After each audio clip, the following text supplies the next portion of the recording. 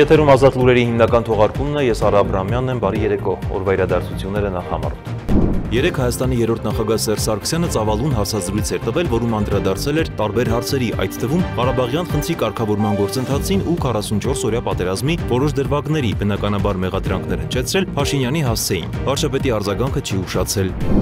Նախորդին Հայաստանի դեմ հրապարակայնորեն ցուցմունք տալը կամ ոչ հեռատեսության արդյունք է կամ օտար օրակարգի սպասարկում։ Երրորդ տարբերակ պարզապես չկա։ Հայաստանի երրորդ նախագահին արձագանքել է նաև վարչապետի մամուլի քարտուղար Նազարի Բաղդասարյանը։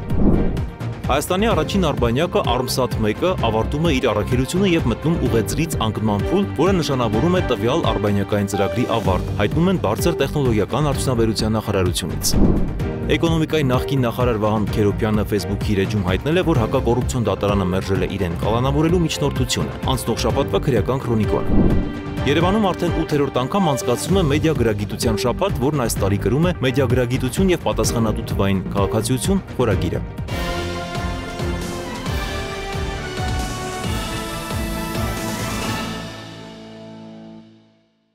Արտաքին գործերի նախարար Արարատ Միրզոյանն ընդունել է Հնդկաստանի արտաքին գործերի նախարարի տեղակալ արևմտյան ուղղության հարցերով քարտուղար Սիբի Ջորջին, որը Երևան է ժամանել երկկողմ քաղաքական խորհրդակցությունների շրջանակում։ Զրուցակիցներն անդրադարձ են կատարել Հայաստանի եւ Հնդկաստանի միջև վերջին տարիներին դինամիկ զարգացող գործընկերությանը, որի արդյունքները տեսանելի են տարբեր ոլորտներում։ Մտքեր են փոխանակվել հարաբերությունների զարգացման հեռանկարների վերաբերյալ։ Երեկ Հայաստանի երրորդ նախագահ Սերժ Սարգսյանը ծավալուն հարցազրույց էր տվել, որում անդրադարձել էր տարբեր հարցերի, այդ թվում Ղարաբաղյան խնդրի կարգավորման գործընթացին ու 44-օրյա պատերազմի որոշ դրվագների։ Նա բոլոր ձախողումների համար մեղադրել էր վարչապետ Նիկոլ Փաշինյանին, ներկայացնելով իր տեղեկություններն ու վերլուծությունները։ Փաշինյանը Facebook-յան իր էջում պատասխանել է Սերժ Սարգսյանին, ներկայացնելով հստակ փաստեր։ Նոյեմբերի 9-ի նախորդին Հայաստանի երրորդ նախագահ Սերժ Սարգսյանը ծավալուն հարցազրույց էր տվել, որում կրկին անդրադարձել էր Արցախյան խնդրի կարգավորման բանակցային գործընթացին, 2018 թվականի հեղափոխությանը հաջորդած իրադարձություններին, նաև 44-օրյա պատերազմին եւ դրա կանխման հնարավորությանը։ Նա քննադատել էր գործող իշխանությանը, հայտարարելով, որ 44-օրյա պատերազմը տեղի ունեցավ, որովհետեւ Փաշինյանը փոխեց բանակցային քաղաքականությունը։ Առաջին իհարկե բանակցային գործընթացից խուսափելն էր եւ ընդհանրապես հրաժարվելը։ Սա առաջին հանգամանք։ Երկրորդ հանգամանքը կայանում էր նրանում, որ բանակցողները ինչ որ անհասկանալի տարբերակ առաջարկեցին եւ ընդհանրապես այս երկուսը միասին բերեց նրան, որ բանակցային process-ը դադարեց։ Սարգսյանը նաև հավելել էր, որ գործող իշխանությունը փորձում է սեփական ձախողումներն արդարացնել, մեղադրելով նախորդ իշխանություններին, եւ ակնարկել էր, որ դեռ շատ փաստաթղթեր կան, որոնք հասարակությունը դեռ չի տեսել։ Ըստ նրա, Փաշինյանը պատրաստ չէր փոխզիջումների միջոցով գնալ խնդրի լուծմանը։ Այդ փաստաթուղթը ես տեսել եմ, ոչ թե այն ժամանակ, ես տեսել եմ ներևի արդեն այնց մի 8-9 ամիս սրանից առաջ։ Նրանք թաքցնում են, թե ինչ են ստորագրել, ինչ փաստաթղթեր են քննարկել միջազգային հարթակներում, ասել է Սերժ Սարգսյանը։ Նախկին նախագահի հայտարարություններն իհարկե անարձագանք չեն մնացել։ Դրանց պատասխանել է վարչապետը Facebook-յան իր էջում։ Արձագանքը թիրախային էր ու սպառիչ։ Նիկոլ Փաշինյանը նախ պատասխանել է Սերժ Սարգսյանի այն հայտարարությանը, թե վերջինս տեսել է Մինսկի խմբի համանախագահների 2019 թվականին Արցախյան խնդրի լուծման վերաբերյալ առաջարկված փաստաթուղթը։ Այս առնչությամբ Փաշինյանը գրել է. Սերժ Սարգսյանը ելի խոսել է բանակցային փաստաթղթերի մասին։ Հետ չնեղվես, բանակցային պատմության առանցքային թղթերը ներառյալ 2019 թվականին դասավորել եմ։ Հիմա սկան եմ անում ու մինչև տարվա վերջ հրապարակելու եմ, արանքներում դնելով նաև մի քանի հրապարակային թղթեր։ Նաև քո գրած մի նամակն եմ մեջը դնելու, որ չմտածես առեմ համարում, որ զարթնես Տեր-Պետրոսյանին եւ Ռոբերտ Քոչարյանին էլ խաբար արա։ Այս հայտարարությունից ժամեր անց վարչապետը հրապարակեց տարբեր տեսանյութեր, մեկը մյուսի հետևից, որոնցով ներկայացրեց իր տեսակետը երկրի անվտանգային քաղաքականության 44-օրյա պատերազմի պատճառների, նաև Հայաստանի ռազմաարդյունաբերության զարգացման մասին։ Տեսանյութերից առաջինը վերնագրված էր. Ինչպես ենք ապահովելու մեր անվտանգությունը։ Հայաստանի վարչապետն անդրադարձավ նաև Սերժ Սարգսյանի այն հայտարարությանը, թե իբրև գործող իշխանությունը շարունակում է մոլորեցնել ժողովրդին խոսելով խաղաղությունից, բայց իրականում երկիրը խնդիրը զինաթափում է։ Խոսքերը պատճառաբանելով, թե կառավարությունը չունի ռազմավարություն ոչ բանակի, ոչ անվտանգության ոլորտում։ Փաշինյանը սրան ևս հակադարձեց, նշելով միայն 2023-ից 25 թվականներին կառավարությունը 171 միլիարդ դրամի, այսինքն մոտ 450 միլիոն դոլարի ներդրում է արել Հայաստանի ռազմարդյունաբերական համալիրում։ Վարչապետը շեշտեց, այս ամենը ոչ թե պատերազմի, այլ խաղաղության ամրապնդման համար է։ Շատ քաղաքացիներ, եթե ոչ բոլոր քաղաքացիները հարց են տալիս, որ հա լավ, պատմությունը պատմություն, հաստատված խաղաղությունը խաղաղություն, բայց ինչպես ենք պատրաստվում կառավարել մեր երկրի անվտանգային սպառնալիքները, մանավանդ որ տեսնում ենք, որ խաղաղության հայտարարությունների արանքում հնչում են հայտարարություններ, որոնք չեն բխում հաստատված խաղաղության տրամաբանությունից։ Իմ պատասխանը այս հարցին, սիրելի հայրենակիցներ, էլի նույնն է՝ լեգիտիմություն։ Եվ հիմա փորձեմ կարճ բացատրել, թե ինչու եւ ինչ է լեգիտիմություն։ Լեգիտիմությունը մեր միջազգայինորեն ճանաչված 29743 քառակուսի կիլոմետր Հայաստանի Հանրապետության ինքնիշխան տարածքի վրա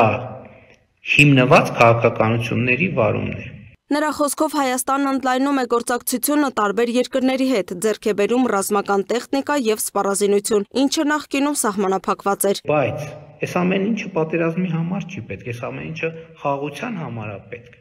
որովհետեւ լեգիտիմությունը մեր բոլոր դիրքորոշումների եւ մեր բոլոր քաղաքականությունների հիմնվելը մեր ինքնիշխան եւ լեգիտիմ իրավունքների վրա ուրիշներին սահմանափակում է բոլոր դեպքերում եւ մեր հնարավորությունները մեծացնում է բոլոր դեպքերում։ Մեկ այլ, ինչպես կարող էինք կանխել 44-օրյա պատերազմը վերտառությամբ տեսանյութում, Փաշինյանն անդրադարձավ Սարգսյանի մեղադրանքներին։ Դրա համար հարկավոր էր մի բան, որպեսզի մենք Ղարաբաղի հարցի կարգավորման մեր պատկերացրած լեգիտիմությունը համապատասխանեցնեինք Ղարաբաղի հարցի կարգավորման միջազգային լեգիտիմությանը։ Իսկ դա գործնականում անհնար էր, ինչու, որովհետև 90-ականների սկզբից Ղարաբաղի հարցի կարգավորման մեր պատկերացրած լեգիտիմությունը եւ Ղարաբաղի հարցի կարգավորման միջազգային հանրության պատկերացրած լեգիտիմությունը ես ուղեծրով իրարից հեռացել էին եւ ճեղքեր առաջացել այդ պատկերացումների միջև։ Եվ այդ պատկերացումները համապատասխանեցնելը, եթե տեսականորեն հնարավոր էր, գործնականում անհնար էր, որովհետև մենք առաջին քայլով պետք է ընդունեինք, որ Ղարաբաղը Ադրբեջանի կազմում պետք է լինի։ Ուրիշ որևէ տարբերակ չկար, պարզապես չկար։ Եթե մենք կարծում ենք, որ մենք դա կարող էինք անել 18-19 թվականներին, ուրեմն այո, դա իմ սխալն է, որ ես դա չեմ արել։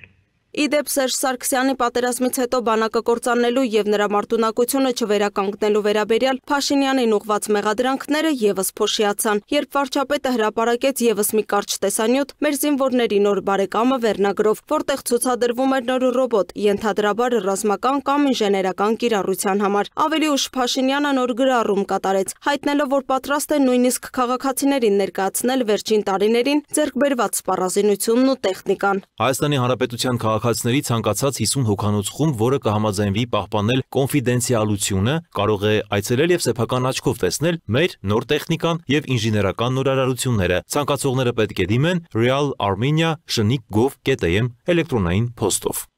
Հայաստանի երրորդ նախագահը երեկ իր հարցազրույցում իշխանությանը մեղադրել էր խաղաղությունից խոսելու, բայց իրականում զիջումների գնալու համար, միաժամանակ նշելով, որ սահմանազատման դեպքերում տարածքներ կորցնելու վտանգ կա։ Փաշինյանը նաև անդրադարձավ սահմանազատման գործընթացին, նշելով, դրա արդյունքում մենք պետք է վերադարձնենք Արցվաշենն ու Հայաստանի մյուս օկուպացված ինքնիշխան տարածքները։ Այսպիսով վարչապետի ֆեյսբուքյան ակտիվությունը դարձավ համապարփակ պատասխան Սերժ Սարգսյանի երեկվա հարցազրույցին, ընդգրկելով եւ քաղաքական եւ ռազմական եւ գաղափարական շեշտադրումներ։ Փաշինյանը փորձեց ցույց տալ, որ խաղաղության եւ անվտանգության իր մոդելը հիմնված է ոչ թե անցյալի փաստաթղթերի, այլ նոր քաղաքական լեգիտիմության վրա։ Քաղաքական այս հրապարակային փոխհրաձգությունը վկայում է նախկին եւ ներկա ղեկավարների միջև դեռ խորը հակասություններ կան, ոչ միայն 44-օրյա պատերազմի գնահատման, այլև խաղաղության հասնելու ուղիների հարցում։ Մինչև Սերժ Սարգսյանը խոսում է կորցրած հնարավորությունների մասին, Նիկոլ Փաշինյանը շարունակում է պնդել. անվտանգությունը հնարավոր է ապահովել միայն լեգիտիմ եւ միջազգային ճանաչում ունեցող պետական քաղաքականությամբ։ Լուսինե Գրիգորյան, Free News, Ազատ լուրեր։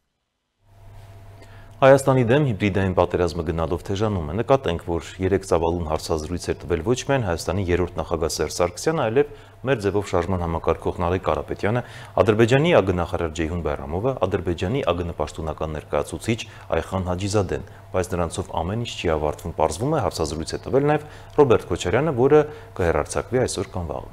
Նոյեմբերի 9-ի նախորդին Հայաստանի դեմ գործարկվեց հիբրիդային պատերազմի դասական սցենարը համակարգված բազմաբևեռ տեղեկատվական գրոհի ձևով։ Այս մասին էլ Facebook-ի իր էջում գրել է վարչապետի մամուլի քարտուղար Նազարի Բաղդասարյանը, նշելով. Այս օրերին, երբ ադրբեջանական կողմն է ակտիվանում տեղեկատվական դաշտում, նպատակն ակնհայտ է։ Երբ տեղեկատվական այդ արշավին միանում է օտարազգի կապիտալով ջերմոցներում աճեցված ոսկեմանուկը, էլի ընկալելի է, խոսափող է, արտաբերում է իրեն փոխանցված տեքստը։ Բայց երբ Հայաստանը ղեկավարած անձն ինքն է հանդես գալիս փաստերի հետ չհամընկնող անտրամաբանական հայտարարություններով ու մանիպուլյացիաներով, անխուսափելիորեն առաջանում են բազմաթիվ հարցեր։ Սարգսյանի նախորդի մտքերը ոչ թե քաղաքական վերլուծություն էին, այլ հին ու մաշված ձայնապնակի կրկնություն։ Այդ թեզերը բազմիցս հիմնավոր ու փաստարկված կերպով ջախջախվել են թե 2018-ից 2020 թվականների սպառազինության ծավալների, թե բանակի վերափոխման գործընթացների եւ թե պաշտպանական ոլորտում արդիականացման ուղղությամբ իրականացված համակարգային քայլերի համադրությամբ։ Այո, 2.5 տարում անհնար էր լրացնել 3 տասնամյակների բացը, բայց ռեֆլեքսիայի փոխարեն Սարգսյանը կրկին փորձ է անում պետության եւ բանակի վերաբերյալ ճառել ու սեփական տարիների անգործության ստվերը նետել այլոց վրա։ Իդեպ նախորդային Հայաստանի դեմ հրապարակայնորեն ցուցմունք տալը կամ ոչ հեռատեսության արդյունք է կամ օտար օրակարգի սպասարկում, երրորդ տարբերակ պարզապես չկա, եզրահանգել է Բաղդասարյանը։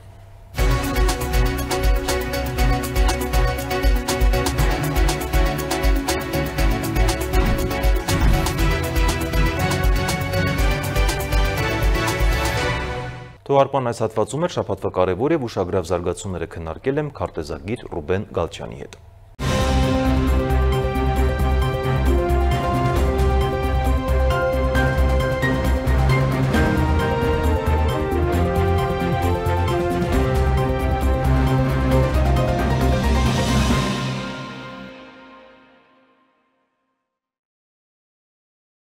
Բարի երկու պարոն Գալչյան, շնորհակալություն հրավերն ընդունելու համար։ Բարև ձեզ։ Միասին փորձել ենք ամփոփել անցնող շաբաթվա կարևոր եւ ուշագրավ իրադարձությունները եւ սկսենք կարծես թե ամենաուշագրավից Ադրբեջանի նախագահը կրկին հայտնվել է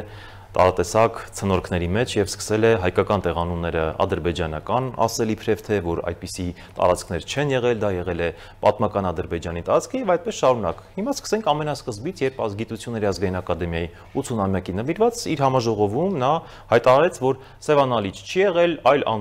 անվանում ասեց եւ նշեց, որ դա ադրբեջանական տարածք է, նշեց, որ դա պատմական Ադրբեջանն է, երբևէ նման բան չի եղել, Ադրբեջանը նույնիսկ 100 տարեկան չի, բայց այսպիսի հոխորտանքներով նա կրկին խոսեց, որ Հայաստան պետություն չկա, դա մեր նախնիների հողն է, պետք է գնանք ազատագրենք եւ այսպիսի ցնդաբանություն։ Կխնդրեի մեկնաբանեք նախ որպես քարտեզագիր, որպես պրոֆեսիոնալ մասնագետ այդ ամենի եւ դուք ձեր ձեռքի տակ ունեք բավականին արժեքավոր փաստաթղթեր, որը բերել եք եւ մենք այս պահին էկրանին ունենք դա Ադրբեջանի նախագահի խոսույթին անդրադառնանք եւ քարտեզի մասով, խնդրեմ։ Գիտեք, Ադրբեջանի նախագահը օգոստոս 8-ին ստորագրեց մի պայման համաձայնագիր, որը այսպես ասած նախաստորագրված են պայմանագիրներ, որը պիտի դրա մանրամասը հիմա պատրաստվելու վիճակի է, թե ինչպես պիտի դրա կետերը, որտեղ նշված են, իրականացնեն։ Այդտեղ նշվում է, որ Հայաստանի ամբողջատարածքի ամբողջականությունը նա ճանաչում է եւ այլն եւ չպիտի ապագայում հակահայկական ռոտերատբանություններ գործածի եւ այսպես ասած պրոպագանդա տարածի իր երկրով մեջ չեն, քարոզչություններ եւ հակահայկական գործունեություն չի իրականացնում։ Բայց եկեք տեսեք, որ հետո այդ բանակցությունների ժամանակ, որ բոլորս տեսանք այնտեղ իրենց հետ ինչ է կատարվում, հայ թղթակիցը հարցրեց, թե արդյոք եթե մեկը կողմերից մեկը չկատարի ինձ հանձնառությունը, դա ինչպես կլինի, ինչ կլինի։ Ռապն առաջին հերթին ասաց, ինձ կդիմեք, ես կորոշեմ ինչ պիտի անենք, ինչպես պիտի կատարենք եւ այլն։ Հետո պարոն Ալիևը ինքը նախագահ Ալիևը դեղից վեր կացավ, ասաց մենք աշխարհի ամենակարևոր դիվանագիտական կենտրոն մայրաքաղաքում ամենակարևոր դիվանագետի հետ ներկայությամբ այս պայմանագիրը համաձայնագիր ստորագրել ենք։ Ինչպես կարող է պատահել, որ որևէ մեկը դա չհարգի։ Դա իր խոսքերն են։ Այո։ Եվ այսօր ինքը իր ասած խոսքը չի հարգում։ Դրժում է։ Արդեն դրժում է, արդեն առաջի երթին սկսել է այդ գործը անելը։ Եվ ամենահետաքրքիրը մեր խոսակցությունների մեջից սրանցից լույսը դուրս եկավ, անցյալ շաբաթ հայտարարեցին, որ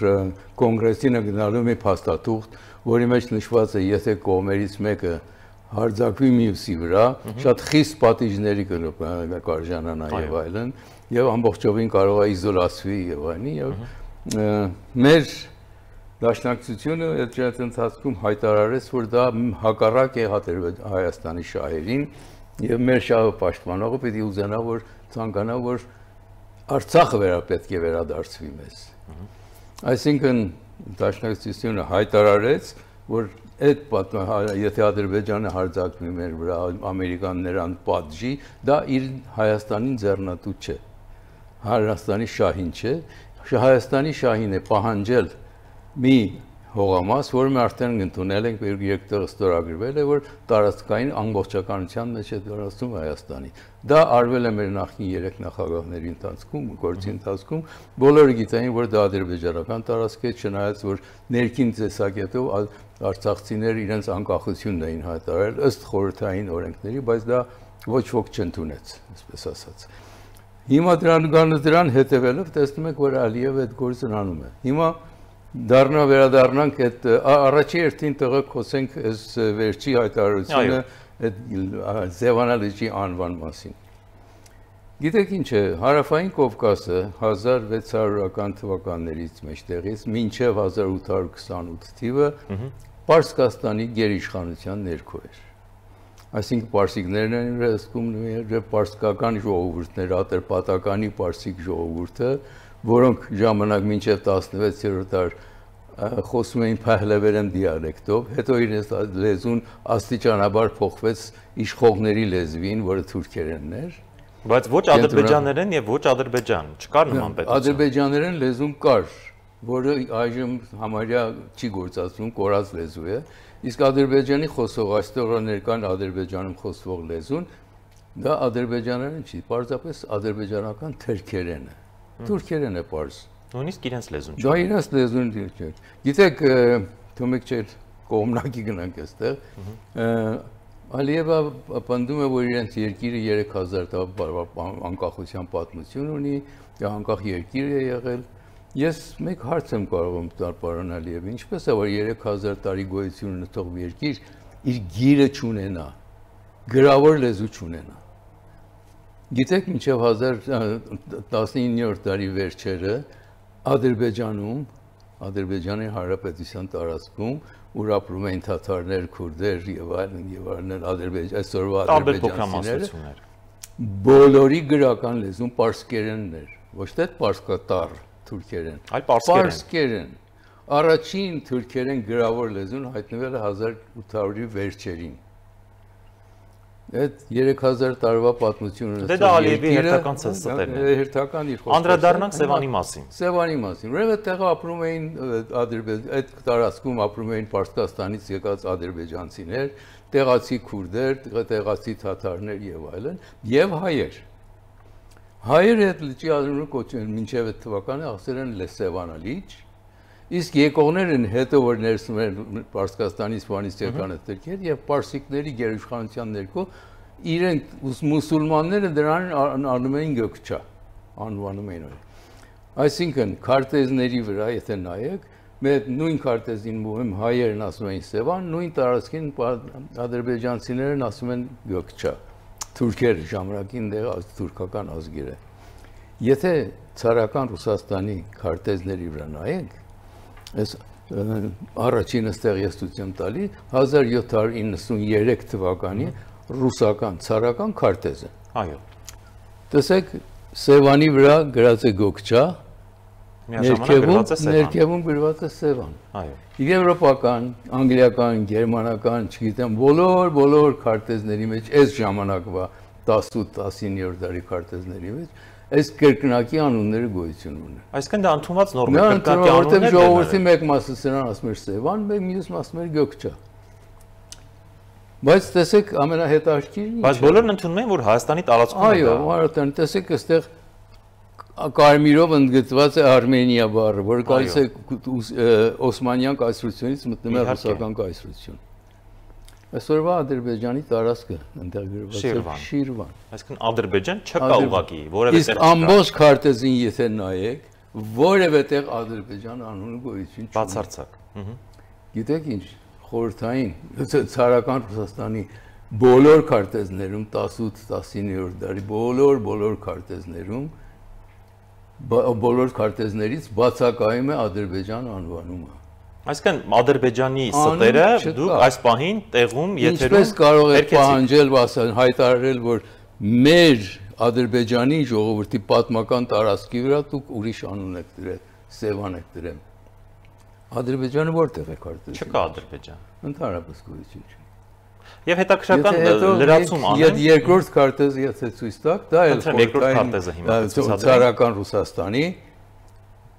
Մինչ երկրորդ քարտեզը ցույց կտան, վարչապետը վերջերս պատասխանում էր լրագրողների հարցերին եւ նշեց, ասեց գուցե այնտեղ այն ինչ որ դուք ասում եք, նա նշեց, այնտեղ այո կան տարբեր անուններ, բայց այնտեղ հստակ մեծ տարերով գրված է Հայաստան, բայց երբ որ շատ խորքային նայենք, այնտեղ Ադրբեջան չկա։ Այո։ Նա ճիշտ նույնն է ասում։ Ես ցույց եմ տալի քարտեզներով որ տեսնեք։ Դա ցարական Ռուսաստանի քարտեզն է, այստեղ է Սպարսկաստանի սահմանն է ցածը, նրանք ամբողջ ցարական Ռուսաստանի տարածքն են։ Տեսեք գուբերնիաները Թիֆլիսի գուբերնիա, Երևանի գուբերնիա եւ Շամախիի գուբերնիա։ Կրկին չկա Ադրբեջան։ Ադրբեջան գոյություն չունի։ Իսկ այստեղ նույնպես Սևանալճի վրա գրած է Սևան կամ Գոկչա։ Որը ոչ մի աղերս չունի Ադրբեջանի հետ։ Ադրբեջան գոյություն չունի, որ Ադրբեջանի հետ աղերսում է որևէ բան կապ ունենա։ Ադրբեջանի Հանրապետությունը Արաքսից հարավ ստեղծվել է 1918 թվականին։ Դրանից առաջ աշխարհում ոչ մի քարտեզ գոյություն չունի։ Ու այդպեսին ադրբեջանցի ազգեր չեղել, հավաքովի մարդիկ են եղել, որոնց տարբեր տեղերից բերել են եւ ստեղծել կեղծ պետություն։ Հիմնականում եղել են տեղում ապրող թուրքեր, կենտրոնական Ասիայից եկել գաղթած, տեղացի քուրդեր, տեղացի ազգերի ցեղերի, որտեղ ըստ Ստրաբոնի մեր թվարկության առաջի դարում գոհատում է որ Աղվանքում Ալբանիայում, Կովկասյան Ալբանիայի կոչվում լատինական լեզուներով ապրում են 26 ցեղեր, ցեղերն ունեն տարբեր լեզուներ եւ իրարու նույնիսկ չեն հասկանում։ Միայն թե միասնաբար հարկ են մուծում Աղվանքի թագավորին։ Աղվանք ցեղ գոյություն չունի։ Աղվանք ժողովուրդ գոյություն չունի, այնտեղ 26 ցեղեր են ապրում։ Այսօր էլ Ադրբեջանի տարածքում 12-ից ավել ցեղախմբեր են ապրում։ Ուդիները, ցախուրները, թալիշները, չգիտեմ, ավարները եւ այլն,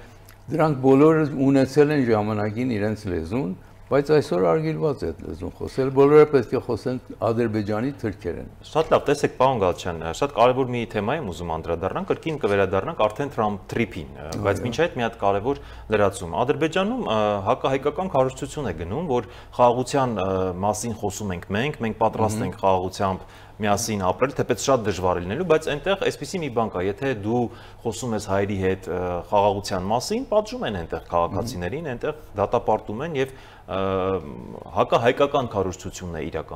իրականանում։ Այդ դեպքում ո՞նց է լինելու, եթե խաղաղությունը կնքվի, սահմանները բացվեն եւ այլն, սահմանները լավ է որ բացվեն, բայց երբ որ մարդիկ պատրաստ լինեն այդ ամեն ինչը միասին աշխատելու, ինչպես խորհրդային տարիներն էր։ Բայց մենք տեսնում ենք, որ նույնիսկ Արցախը, որը որքան էլ դուք հիմա ասեցիք, որ Ադրբեջանը ադրբեջանական տարածք է համարվում դե ֆակտո դե յուրե եւ այլն, բայց դա հայկական բնիկ հող է, հայկական բնիկ տարածք է եւ հայկականացված նույն եկեղեցիներ են։ Նրանք նշում են, որ դա ալբանական է, նրանք ունեն բլոգերներ, շատ ստոր եւ պիղծ ձևով քարոզչություն են իրականացնում, նաեւ Ալիևն է ֆինանսական մեծ ռեսուրսներ տալիս, որպեսզի կեղծ քարոզչություն իրականացնեն եւ նույնիսկ պարգևներ են մարդկանց, որոնք ստեր կհորինեն, թե այդպիսի պետություն եղել է 3000 տարի եւ այլն։ Մենք ոնց են գնալու խաղաղ։ Դա առաջի անգամը չէ, որ պարոն Ալիևն անում է։ 2005 թվականին նույնպես ակադեմիայում հայտարարեց, որ եթե կարողանա փաստերով գրականությամբ ներկայացնի, որ Կովկասի հարավում հայ չի ապրել մինչև 1828 թիվը, ես նրանց մեծ պարգևներ կտամ։ Հետո 5 տարի հետո պարգևներ տվեց մի քանի հեղինակների, որոնք երևի ես անհետությունները ցույց տեղեկացրել են։ Դա խնդիր չէ։ Բայց տեսեք, խնդիրն է, որ երբ օգոստոսին Ալիևը ստորագրեց այս պայմանագիրը, համաձայնագիրը, դա իրեն վատ վիճակի մեջ դրեց։ Դա այնտեղ հայտարարում է, որ մենք պետք է վերադառնանք մեր խորհրդային սահմաններին, որը նշված է Ալմատիի հռչակագրում։ Որն է այդ դա նշանակում է, որ սովետական զինվորական շտաբի քարտեզները։ Եթե հիշում եք 2010 թվականի 20-ի, երբ որ նոյեմբեր 10-ին ստորագրվեց այդ համաձայնագիրը, մեր կողմանի զորքերը հետ քաշվեցին իրենց սահմանների վրա։ Այդ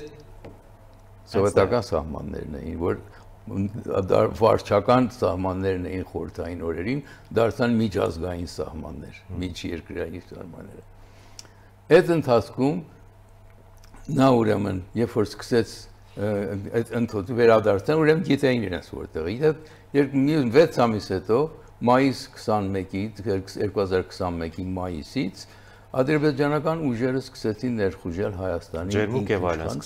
նախքան ջերմուկը սկիզբը Սևլիչներ ընդեղով սկսեցին ներքին Հանդ, Շորժա եւ այլն, հետո էլ ջերմուկը բոլորը։ Նրանք գիտեին, որ դրանք հայկական սահմաններ, քանք որ իրանք կանգնած էին իրենց սահմաններին 2021-ի մայիսին։ Հետո սկսեցին առաջ խաղալ, այսինքն պարոն Ալիևը գիտի իր սահմանը որտեղ է եղել։ Իսկ պարոն Ալիևը չի պատրաստվում հետ քաշել իր զորքերը։ Պարոն Ալիևը հայտարարեց, որ այնտեղ որ մեր զինվորը կանգնած է, մեր հողն է։ Այսինքն այդ գրաված տարածքները մեր հողն են։ Այդ բարձրունքները որ գրավել էին, որը ես ցուցակն էլ տվել 2240 քառակուսի կիլոմետրեր, մեր հողն է։ Հիմա ես պայմանագրի մեջ ասել եմ, մենք պետք է վերադառնանք մեր խորհրդային սահմաններին։ Այսինքն իրենք արդեն ուզած պետք է հետ գնան։ Ինչպես արդարացնել քո ժողովրդի մոտ խնդիրը։ Փորձված աղվեսը ջուրք ոտքով ընկավ թակարդ։ Հիմա այս բանը պետք է տարբեր շեղումներ անենք, որ ասենք այստեղ Ադրբեջան, Հայաստան չի եղել, որտեղ Սևանալը չի անում Գոգչա է, Ադրբեջան է եղել, պատմական Ադրբեջան։ Որ պատմական Ադրբեջանը, 100 տարեկան պատմական Ադրբեջանը, թե 2600 տարեկան Հայաստանը։ Շատ լավ, պարոն Գալչյան, նաև անդրադառնանք հա թրիփի ուղուն, դուք ունեք կրկին քարտեզներ, ես կխնդրեի այդ քարտեզները հայտնվեին էկրանին եւ այդ մասով անդրադառնայինք, այս քարտեզի մասին կցանկանայի մեկնաբանություն անեիք, ինչ է սա։ Տեսեք, Ադրբեջանը հրատարակեց վերջերս մի քարտեզ, որ շատ սովորական Պարսկաստանի, այս Պարսկաստանն է ներքևում, այստեղից Նախիջևանն է սկսում, սա Մեղրիի այս մեկտորն է, որ մեր Պարսկաստանից այն կողմել գնում է դեպի Բաքու, այս ճանապարհին, սա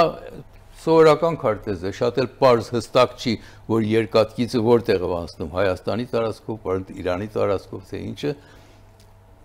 եւ այս քարտեզի անունը դրեց Զանգեզուրի միջանցք։ Ոչ ոք ալիեն ինչ ասեց, որ դուք ստորագրած ձեր պայմանագրի մեջ Զանգեզուր անունը գոյություն չունի։ Ընդհանրապես։ Պաշտոնապես ինչպես է հրատարակում սա եւ կոչում Զանգեզուրի միջանցք։ Այսինքն ինչ։ Ձեր ասացին դուք հակասում եք։ Արածը ասացին հակասում։ Ինչպես բոլոր դեպքերում։ Մեր ժողովուրդը, մեր երկրի իշխանությունները եւ ընդդիմությունը պետք է Ալիևին բողոքեին, ասեին, որ դուք ձեր պայմանագրի ստորագրած հաստատուղթում այս անունը գոյություն չունի։ Ինչու եք նոր քարտեզ տպում այդ անունը դնեն վրան։ Ինչ է նշանակում դա։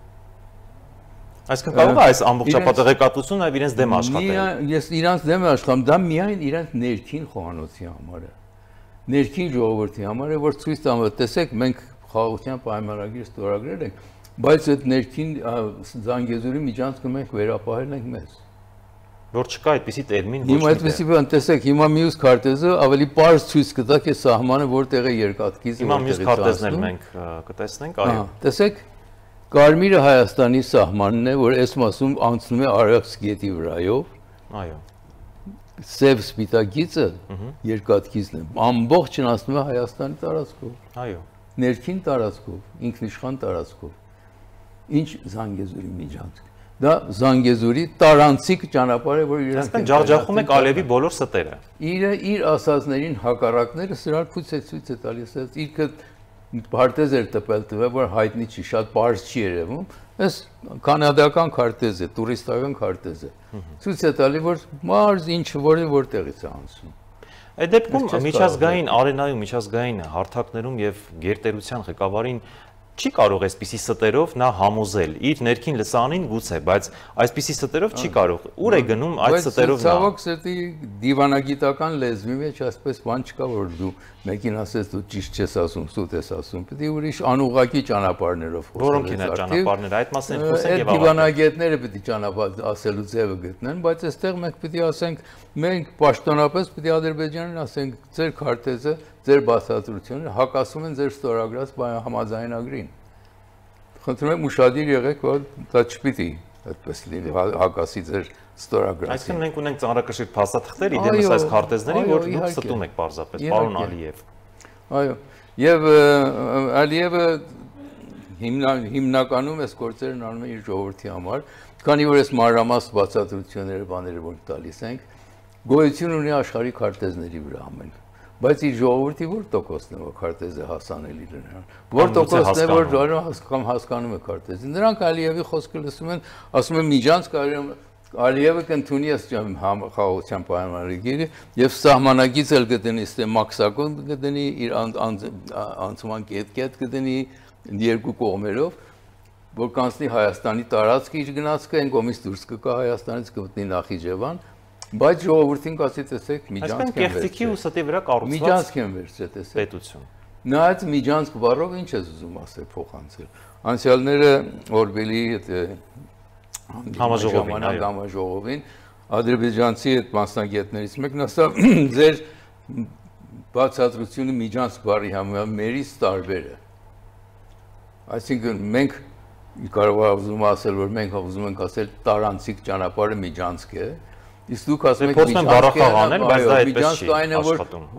Իրեն ձերը լինի այդ հողամասը։ Այսինքն Ադրբեջանը եթե ասում են Միջանցք, Ադրբեջանինը պետք է լինի այդ տարածքը։ Այդ ձևով ուզում են խաղալ իրենց ժողովրդի եւ նրանք։ Ցավոք սրտի այս ծուր այդ կիսատ բռատ բացատրությունները Հայաստանում մեծանում են, մեծացնում են, դարձնում են ամեն խնդիր ժողովրդի համար։ Ընդհանրապես այս մանր ճղճիմ սուտերի վրա մենք նույնիսկ չպետք է անդրադառնանք, չպետք է ոչինչ խոսենք։ Կշիռ չպետք է տանք այս խոսակցությունները։ Պարսիկները շատ գեղեցիկ մի ասացվածք ունեն։ Հենց այլ ասենք ու փակենք, այո։ Ասում են, որ ապուշին պատասխան տալը լռությունն է։ Շնորհակալ եմ շատ հանգամանալից ներկայացնելու համար։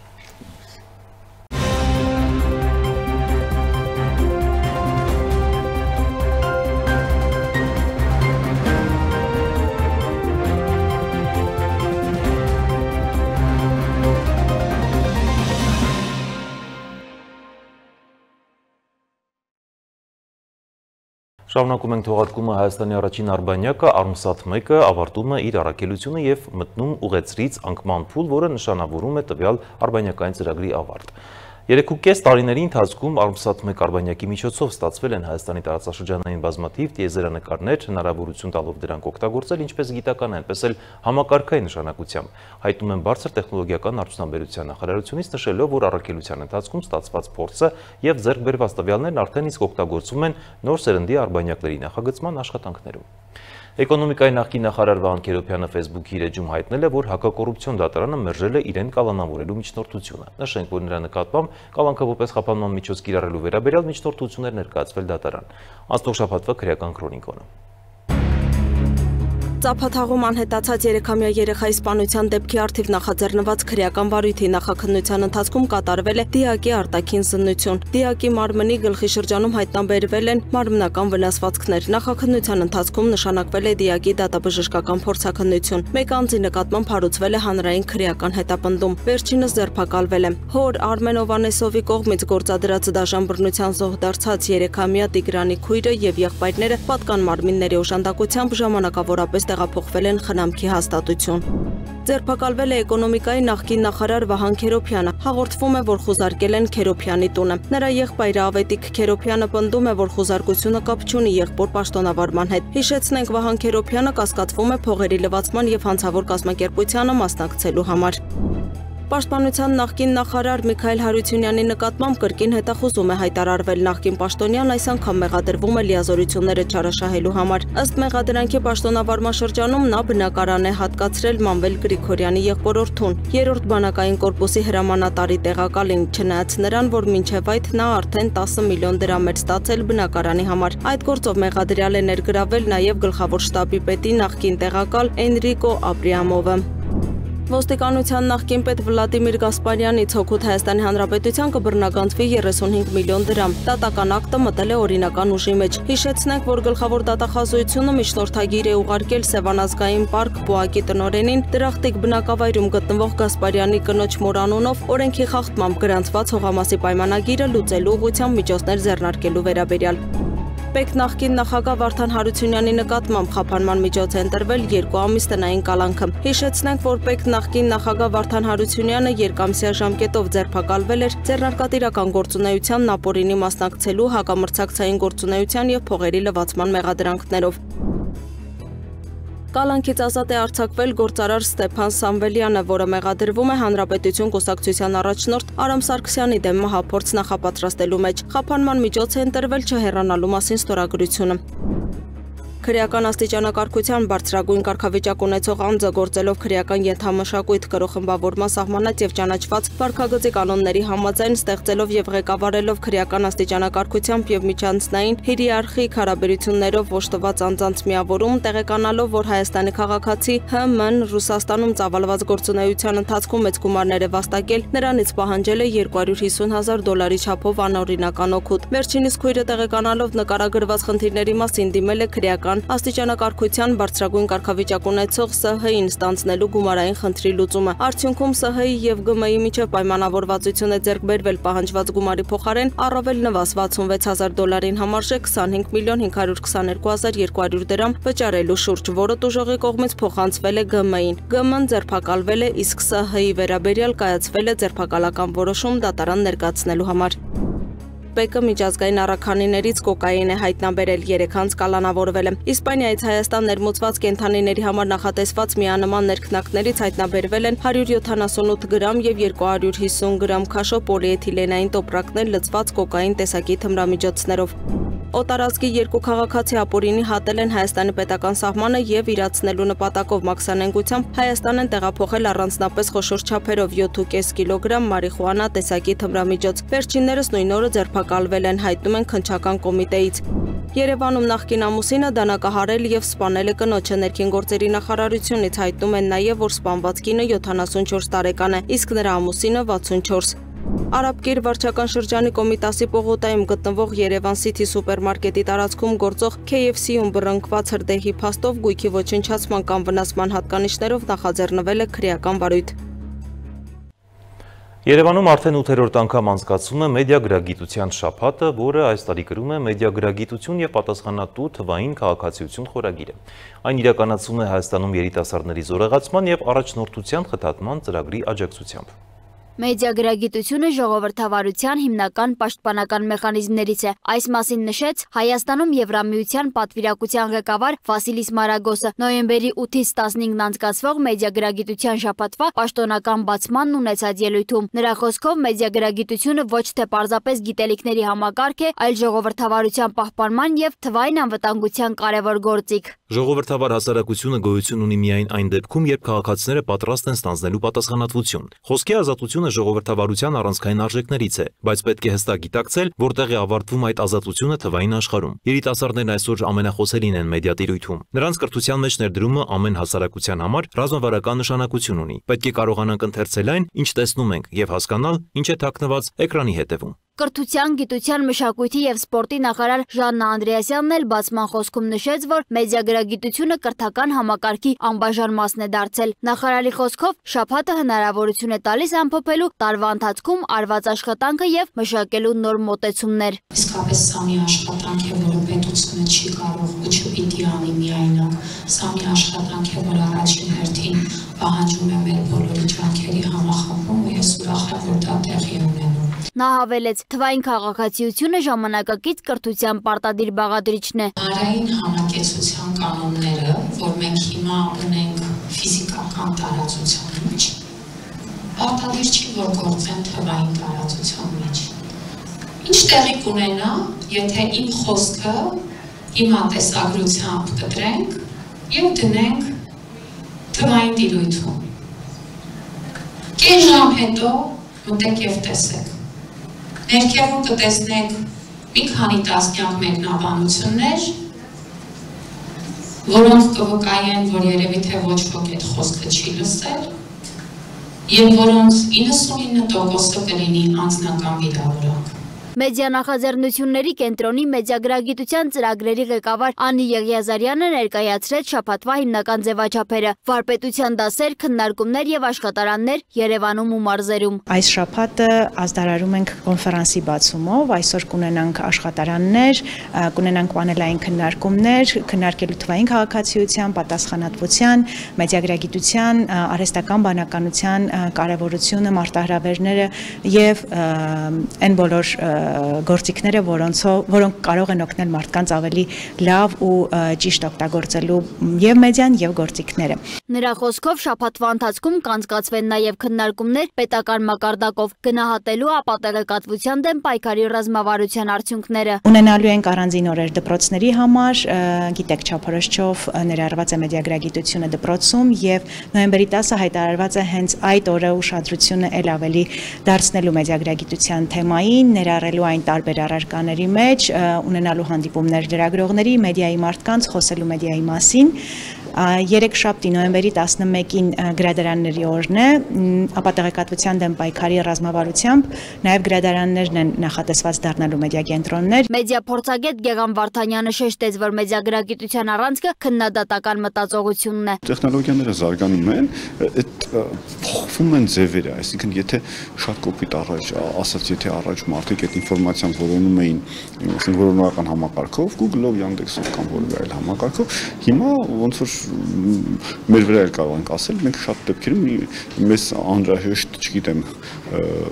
սրճարանը, խանութը, ծառայությունը գտնելու համար կարող է ChatGPT-ին հարցնել։ Ըստ մեդիա փորձագետի խնդիրը տեխնոլոգիաները չեն, այլ այն, թե ինչպես են դրանք օգտագործվում։ Կարևոր է, որ մարդիկ չվախենան նոր տեխնոլոգիաներից եւ չդառնան դրանց զոհ։ Վարդանյանի խոսքով գեներատիվ արհեստական բանականության զարգացումը նոր մարտահրավեր է, սակայն այն կարող է դառնալ նաեւ արդյունավետ գործիք տեղեկատվության որակը բարձրացնելու համար։ Փոփոխությունները չեն վերացրել մարդու մտածելու կարողությունը եւ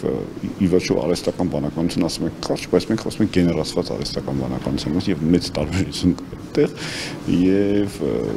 մեր ամբողջ այս խոսակցությունը այսօրվա եւ ոչ միայն այսօրվա հենց այն մասին է, որ կարողանանք օգտագործել նույն գեներացված արհեստական բանականությունը դրական տեսակետից, օգտավետ տեսակետից եւ կարողանանք հնարավորինս կչացնեմ դրա բացասական օգտագործումը։ Մեդիան, տեխնոլոգիան ու կրթությունը միասին կարող են ձևավորել այն հասարակությունը, որտեղ խոսքի ազատությունը հավասարակշռվում է գիտակցությամբ, իսկ տեղեկությունը պատասխանատվությամբ։ Ինչպես ընդգծվեց քննարկումների ընթացքում, մեդիագրագիտությունը պարզապես տեխնիկական հմտություն չէ, այլ մտածելու ձև, օգնելու, որ մարդը չդառնա տեխնոլոգիայի, կեղծիքի կամ մանիպուլյացիայի զոհ։ Մեդիակրթության հիմնական նպատակն է օգնել մարդուն չվախենալ փոփոխություններից, իսկ փոփոխություններն օգտագործել ի օգուտ հասարակության։ Սոնա Գիշյան, Free News, Ազատ լուրեր։ Կարճատև գովազդային դադարից հետո կշարունակենք թողարկումը։